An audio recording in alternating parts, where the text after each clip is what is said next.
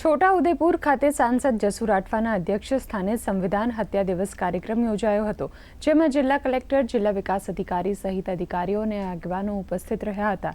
50 વર્ષ પહેલા જે કટોકટી લાગુ કરી હતી અને તે સમયે દેશવાસીઓને ભારે યાતનાઓ ભોગવવી પડી હતી।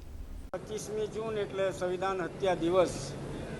આજથી 50 વર્ષ પહેલા પોતાની સત્તાને ટકાવી રાખવા માટે સંવિધાનની હત્યા કરવામાં આવી હતી અને જેનો ભોગ આ દેશના અનેક નાગરિકો બન્યા અને 21 માસ સુધી આ કટોકટી દેશમાં ચાલી।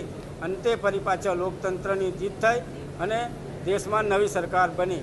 ત્યારે આજના તબક્કે હું સમગ્ર દેશવાસીઓને વિનંતી કરું છું, અપીલ કરું છું કે આપ પણ આપણા દેશની અંદર આ લોકતંત્રને સાચવી રાખવા માટે કટિબદ્ધ થઈ અને આવનાર સમયની અંદર વિકસિત ભારતની સંકલ્પના છે નરેન્દ્રભાઈ મોદી સાહેબની, એને વિકસિત ભારત બનાવવા માટે સૌ સાથે મળીને આગળ વધીએ।